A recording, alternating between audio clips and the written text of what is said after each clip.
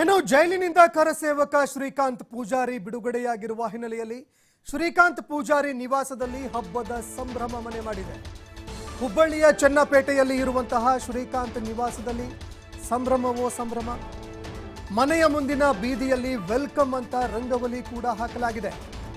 ರಂಗವಲ್ಲಿಯನ್ನ ಬಿಡಿಸಿ ವೆಲ್ಕಮ್ ಅಂತ ಬರೆದು ಸ್ವಾಗತವನ್ನ ಮಾಡಿದ್ದಾರೆ. ಆರತಿ ತಟ್ಟೆ ಸಿಹಿ ಹೂವಿನ ಮಾಲೆಯನ್ನ ಹಿಡಿದು ಕುಟುಂಬಸ್ಥರು ಕಾದು ನಿಂತಹ ದೃಶ್ಯ ಕಂಡುಬಂದಿದೆ. ಇತ್ತ ಜೈಲಿನ ಬಳಿ ವಕೀಲರಿಗೆ ಕೈ ಮುಗಿದು ಶ್ರೀಕಾಂತ್ ಪೂಜಾರಿ ಹಾಗೂ ಪುತ್ರ ಧನ್ಯವಾದಗಳನ್ನು ತಿಳಿಸಿದ್ದಾರೆ.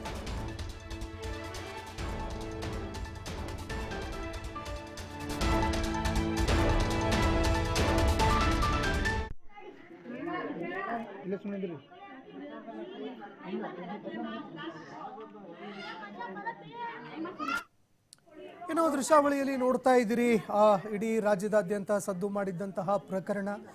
ಶ್ರೀಕಾಂತ್ ಪೂಜಾರಿಯನ್ನ ಬಂಧನ ಮಾಡ್ತಾ ಇದ್ದಂತೆ ನಿನ್ನೆ ಮೊನ್ನೆಯವರೆಗೆ ನಡೀತಾ ಇದ್ದಂತಹ ಹೈ ಡ್ರಾಮಾ ಅಷ್ಟು ಇಷ್ಟಲ್ಲ. ಸಾಕಷ್ಟು ಹೋರಾಟ ನಡೀತು, ಒಂದು ರಾಜಕೀಯ ಸಮರ ಕೂಡ ನಡೀತು. ಇದಾದ ಬಳಿಕ ಕಾನೂನಾತ್ಮಕ ಹೋರಾಟಕ್ಕೂ ಕೂಡ ಮುಂದಾದ್ರು. ಇದೇ ಸಂದರ್ಭದಲ್ಲಿ ನಿನ್ನೆ ಹುಬ್ಬಳ್ಳಿಯಲ್ಲಿ ನ್ಯಾಯಾಲಯ ಈ ಪ್ರಕರಣಕ್ಕೆ ಸಂಬಂಧಪಟ್ಟಂತೆ ಜಾಮೀನು ಕೂಡ ಮಂಜೂರು ಮಾಡಿತು. ನಿನ್ನೆ ಈ ಪ್ರತಿ ಜೈಲಿನ ಅಧಿಕಾರಿಗಳಿಗೆ ಸಿಗದೇ ಇರುವ ಕಾರಣ ಇವತ್ತು ಜೈಲಿನಿಂದ ಬಿಡುಗಡೆಯಾದರು. ಇನ್ನು ಜೈಲಿನಿಂದ ಬಿಡುಗಡೆ ಆಗ್ತಾ ಇದ್ದಂತೆ ಬಿಜೆಪಿ ನಾಯಕರು, ಕಾರ್ಯಕರ್ತರು ಎಲ್ಲರೂ ಹೂವಿನ ಹಾರವನ್ನು ಹಾಕಿ ಶ್ರೀಕಾಂತ್ ಪೂಜಾರಿ ಅವರನ್ನ ಸ್ವಾಗತ ಮಾಡುವಂತಹ ಕೆಲಸ ಮಾಡಿದ್ರು. ಅದೇ ರೀತಿಯಾಗಿ ಇತ್ತ ಮನೆಯ ಎದುರು, ಅಕ್ಕಪಕ್ಕದ ಮನೆ, ವಠಾರ ಎಲ್ಲ ಕಡೆಗಳಲ್ಲೂ ಕೂಡ ಸಂತಸದ ವಾತಾವರಣ ನಿರ್ಮಾಣ ಆಗಿತ್ತು.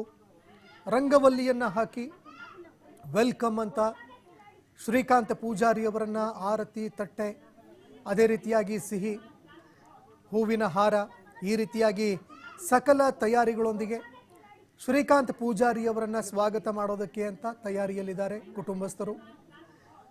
ಅದೇ ರೀತಿಯಾಗಿ ಆ ಮನೆಗೆ ಆಗಮಿಸುವಂತಹ ಸಂದರ್ಭವನ್ನು ಕೂಡ ನೋಡಬೇಕಾಗತ್ತೆ.